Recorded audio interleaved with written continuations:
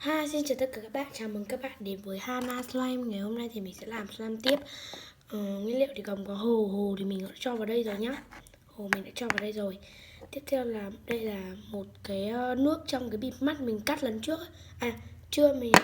Nếu mà các bạn muốn biết nước này là nước gì thì hãy vào Chimuvic và đăng ký cho mình nhá.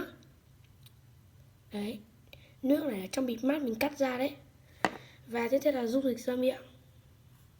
Dung dịch ra miệng luôn nha, không phải là dung dịch ra miệng với nước đâu. Và như là chúng ta cần đồ đựng và đồ khuấy rồi. Trong này có hồ rồi nhá. Rồi bây giờ mình sẽ múc cái nước này ra. Đầu tiên là phọt, hồ thì phọt rồi. Mình sẽ cho cái nước bịt mắt vào đây.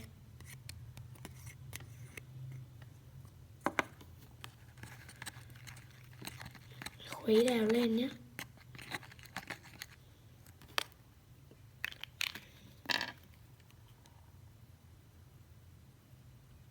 Ba giọt.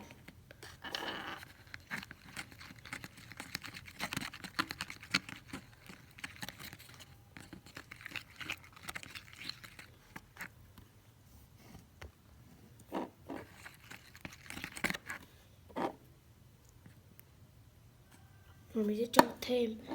Nếu mà nó không đông cứng thì chúng ta cho thêm thôi. Thìa này mini quá các bạn.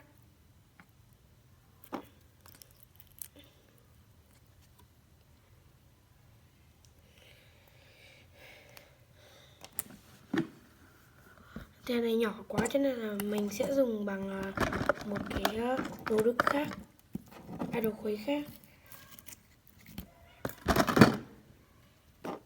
Nhỏ quá thì chả khuấy được đấy. Cái này mình khuấy rất là nhanh luôn.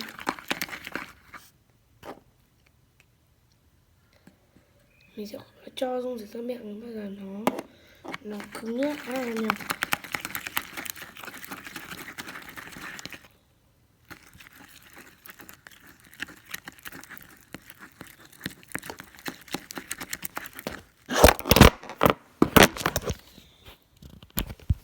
Xin lỗi các bạn nha. Máy mình để nó bị rơi ấy.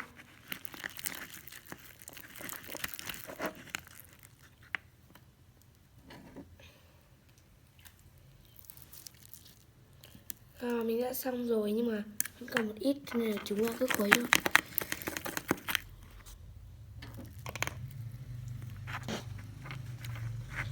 Xong. Đây là kết quả của chúng ta. Wow, slime rất là mềm luôn.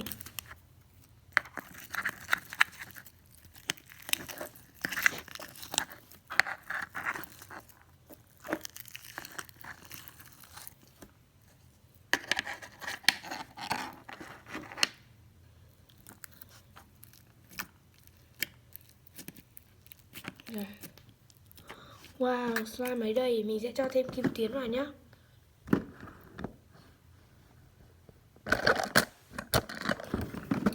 Mình sẽ lấy kim tuyến này.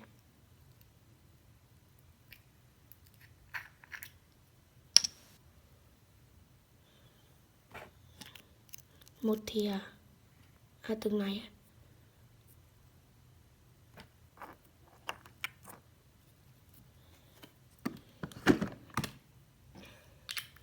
Đấy. Ok, bây giờ mình sẽ trộn lên nhé.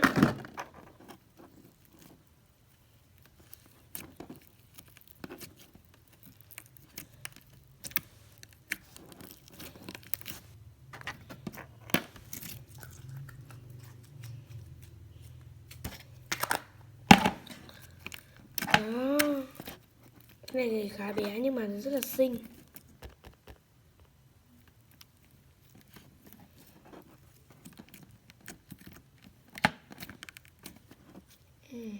Rồi bây giờ mình sẽ trộn cái này cùng với cái này nhá.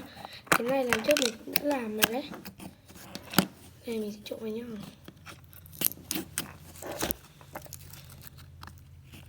Rồi và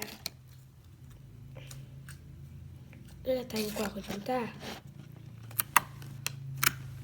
Wow, rất là mềm, dẻo dai. Ok, video làm slime của mình đến đây là kết thúc rồi. Tạm biệt các bạn nha. Bye bye.